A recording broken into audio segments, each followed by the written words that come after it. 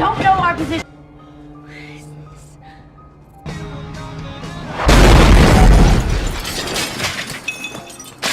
Hello दोस्तों, welcome to my channel. और आज मैं आप सभी के लिए रॉन्ग टर्न मूवीज़ की कंप्लीट सीरीज़ को लेकर आया हूं, क्योंकि यहां मेरी पर्सनल फेवरेट मूवीज़ में से एक है। तो दोस्तों, मैं जानता हूं कि आप में से बहुत से लोग इस मूवी की सीरीज़ को पूरा देख चुके होंगे, लेकिन ये एक स्लेशर मूवी है और हो सकता है कि हम में से कुछ लोगों ने अभी भी इस मूवी को नहीं देखा हो।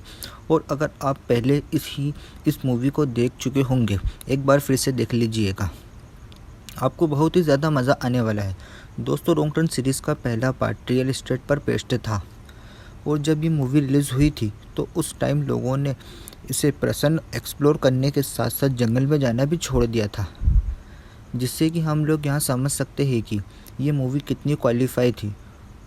इसमें दिखाई दे इंसिडेंट ने किस तरह से लोगों को इफ़ेक्ट किया था। मूवी की स्टार्टिंग में हम लोग रिच और हेली नाम के दो लोगों को देख पाते हैं, जो कि माउंटेन क्लाइंबिंग कर रहे थे। रिच टॉप पर पहुंचकर काफ़ी ज़्यादा एक्साइटेड था, जिसके बाद में वे हेली से भी जल्दी जल्दी ऊपर आने के लिए बोल देता है, लेकिन हेली की माउंटेन रॉक्स में फंस जाती है, जिस वजह से वह नीचे से हेल्प मांगने लगती है। लेकिन उसकी काफ़ी देर तक आवाज़ लगाने के बाद भी ब्रीज का रिप्लाई नहीं आता, तो थोड़ा डर जाती है और अचानक से उसके सामने रिच की डेड बॉडी आ जाती है, जिसका ब्लड उसके फेस पर आ गिरता है और तभी उसकी बॉडी को कोई नीचे फेंक देता है। लेकिन रोप से कोई अनजान आदमी उसे ऊपर की ओर खींचने लगता है, लेकिन हेली अपनी जान बचाने के लिए रोप को काट देती है, जिस वजह से वह नीचे गिर जाती है, जहाँ पर अपने सामने रिच को बहुत बुरी तरीके से मरा हुआ देखती है। फिर वहाँ से अपनी जान बचाने के लिए भागती है, लेकिन उसका पैर एक ट्रैप में फंस जाता है और इसी वजह से वह नीचे गिर जाती है। वहाँ तभी हम देखते हैं कि हेली को भी वहाँ किलर खींचकर मार डालता है। अब कहानी फ्लैशबैक में जाती है, जहाँ पर हमें कुछ न्यूज़पेपर की कटिंग दिखाई जाती है, जिसमें हम काफ़ी सारे मिसिंग लोगों को देख पाते हैं, जो कि वेस्ट वर्जीनिया के जंगलों में गायब हो गए थे और उनका पता आज भी नहीं चल पाता। और इन्हीं न्यूज़ आर्टिकल में हम लोग कुछ डिफ़ॉल्ट की लोगों की पिक्चर्स देख पाते हैं, जिन्हें जेनेटिक डिसऑर्डर होने की वजह से उनकी चेंज हो गए थे, जिस वजह से उनका फेस काफ़ी खौफनाक हो गया था। जेनेटिक डिसऑर्डर होने के कारण उनके फेस के साथ साथ उनकी मेंटलिटी भी आदमखोरों वाली हो गई थी और वहाँ कैनिबल बन गए थे। फिर नेक्स्ट सीन में हम क्रिस नाम के एक आदमी को देखते हैं, जो कि कार से अपने ऑफिस जा रहा था, लेकिन सामने बहुत ही ट्रैफिक देखता है, जिसके बारे में पूछने के लिए एक ट्रक ड्राइवर के पास में जाता है, जो उसे बताता है कि यहाँ से 1 किलोमीटर दूर केमिकल ट्रक कट गया है, इस वजह से काफ़ी लंबा ट्रैफिक लगा हुआ है। और इसके बाद में क्रिस अपने ऑफिस में कॉल करके बताता है कि यहाँ पर बहुत ट्रैफिक है, जिस वजह से वहाँ लेट हो जाएगा। लेकिन यहाँ पर उसके फ़ोन की बैटरी ख़त्म हो जाती है और कॉल करने के सिलसिले में वहाँ एक गैस स्टेशन पर पहुँचता है, जहाँ पर वहाँ बहुत सारे लावारिस गाड़ियों को देखता है। फिर हम लोग क्रिस को उस गैस स्टेशन के मालिक से बात करता हुआ देखते हैं, जो कि उसके फ़ोन को यूज़ करने की परमिशन मांगता है, लेकिन उस गैस स्टेशन का फ़ोन भी डेड था। क्रिस वहाँ पर लगे हुए मैप का एक शॉर्टकट रास्ता देखता है, जो कि कुछ दूर जाने के बाद में सीधा हाईवे से मिल जाता है, और उसे देखने के बाद में वहाँ उस रूट के लिए निकल जाता है। और कुछ दूर चलने के बाद उसके सामने 2 रास्ते आ जाते हैं, जहाँ पर चंदर से होते हुए हाईवे मिलने वाले रास्ते पर चला जाता है, और वहाँ उसे एक डियर यानी कि एक हिरण की डेड बॉडी दिखाई देती है, जिसे देखने के चक्कर में सामने खड़ी हुई एक कार में उसका एक्सीडेंट हो जाता है, और उस कार में जा रहे सभी लोग वहाँ पर आ जाते हैं। और क्रिस उन लोगों से गाड़ी को बीच रास्ते में खड़ी करने की वजह पूछता है, जिसके जवाब में जेसी उसे बताती है कि उनकी कार एक टायर की नुकीली तार में फंसकर पंचर हो गया है। और इसके बाद यहाँ सब लोग हेल्प मांगने के लिए उसी गैस स्टेशन पर वापस जाने का सोचते हैं, और फ्रेंसिन और इवान भी वहीं पर रुककर उनके सामान को देखते हैं। अब इन्हें अपने रास्ते में एक मरी हुई स्कील और कुछ लावारिस गाड़ियों के टायर पर जलते हुए दिखाई देते हैं, जिसे देखकर सभी लोग थोड़ा डर जाते हैं। और दूसरी तरफ हम लोग इवान और फ्रेंसिन को देखते हैं, जो कि जंगल में ही इंटीमेट होते हैं। इसके बाद में वे लोग कार में अपने सामान को देखने लगते हैं। तभी इवान को पास ही की झाड़ियों से कुछ आहट महसूस होती है, जिसे चेक करने के लिए वो वहाँ जाता है। लेकिन काफ़ी देर तक उसके नहीं लौटने की वजह से फ्रेंसिन भी उसके पीछे इवान को ढूंढने जाती है, जहाँ पर उसको कटा हुआ कान दिखाई देता है। और वो देखकर फ्रेंसिन बहुत ही ज़्यादा डर गई थी। वो कुछ समझ पाती उससे पहले ही एक म्यूटेंट से आकर फ्रेंसिन को बेरहमी से मार डालता है। फिर नेक्स्ट सीन में हम लोग उन सभी फ्रेंड्स को देख पाते हैं, जो कि चलते चलते एक एवेंटेंट हाउस तक पहुंच जाते हैं, जहां पर उन्हें और भी काफ़ी ज़्यादा लॉस्टेड कार दिखाई देती है, जिन्हें देखकर वे लोग उस घर को एक्सप्लोर करने जाते हैं। लेकिन उस घर में उन्हें काफ़ी सारी भीड़ चीज़ें दिखाई देती है। वहाँ पर उन लोगों को बहुत सारे चश्मा और कार की चाबी भी मिलती है। क्रिस को फ्रिज में लोगों को इकट्ठे हुए बॉडी के पार्ट्स डिब्बों में रखे हुए दिखते हैं, और कार्ली को एक बाथटब में किसी का हाथ दिखाई देता है। और ये सारी चीज़ें देखने के बाद में वहाँ से जल्दी निकलने का डिसाइड करते हैं। लेकिन तभी वहाँ म्यूटेंट उन लोगों की कार के साथ वहाँ पर आ जाते हैं, जिनसे बचने के लिए वे लोग उसी घर में छुप जाते हैं। और हम उन सभी म्यूटेंट्स को अंदर आते हुए देखते हैं, जिनका फेस काफ़ी ज़्यादा खौफनाक था। फिर वो लोग फ्रेंसिन की बॉडी के अंदर लाते हैं और अपने बचरिंग टेबल पर उसे लिटाकर उसके टुकड़े टुकड़े करके उसे खा लेते हैं। फ्रेंसिन की बॉडी को खाने के बाद यहाँ सभी म्यूटेंट्स सो जाते हैं, और मौका पाकर वो लोग उस घर से निकलने के लिए बाहर आते हैं। लेकिन जैसे ही वहाँ गेट से बाहर जाने वाले होते हैं, क्रिस गेट पर लगे हुए टैग को देख लेता है और उसे पकड़कर रोक लेता है, और अपने सभी फ्रेंड्स को वहाँ से जाने के लिए बोलता है। ये सभी लोग वहाँ से जा ही रहे होते हैं, तभी एक म्यूटेंट की नींद खुल जाती है, जिसे देखकर वो सभी वहाँ से अपनी जान बचाने के लिए भागते हैं। लेकिन वो म्यूटेंट इन लोगों को मारने के लिए इनके पीछे पड़ गए थे। फिर भागते भागते यहाँ सभी एक जगह पर आ जाते हैं, जहाँ पर बहुत सारे लावारिस गाड़ियाँ खड़ी हुई थी, जिसके पीछे यहाँ सब लोग छुप जाते हैं। लेकिन तभी वहाँ म्यूटेंट भी अपने ट्रक के साथ में वहाँ पर आ गए थे। उन्हें मारने के लिए वो ढूंढने लगते हैं। क्रिस यहाँ पर एक प्लान बनाता है कि वहाँ उन सभी म्यूटेंट का ध्यान अपनी ओर आकर्षित करेगा, और वे लोग उनके ट्रक को लेकर वहाँ से भाग जाएंगे। और क्रिस उन सबको आवाज़ लगाकर अपने पीछे भागने का ट्राई करता है। लेकिन एक म्यूटेंट अपनी गन क्रिस के पैर पर शूट कर देता है, जिसकी वजह से वहीं पर जख्मी हालत में गिर जाता है। तभी उनका एक दूसरा फ्रेंड उन सभी म्यूटेंट को अपने पीछे ले जाने का ट्राई करता है, और उसके गंदे शॉट से भी बच जाता है। और मौका पाते ही जेसी और कार्ली वो म्यूटेंट का ट्रक लेकर क्रिस के साथ वहाँ से चली जाती है। अब थोड़ा आगे पहुंचने के बाद उन्हें उनका फ्रेंड दिखाई देता है, जिससे कि वहाँ लोग जल्दी से ट्रक में आने का बोलते हैं। लेकिन पीछे से उसे एक म्यूटेंट किलर अपने गन से शूट कर देता है, करके उसे मार डालता है, जिसकी डेड से उन सभी दोस्तों को काफ़ी बुरा लगता है। लेकिन वे लोग अपनी जान बचाने के लिए वहाँ से भाग जाते हैं।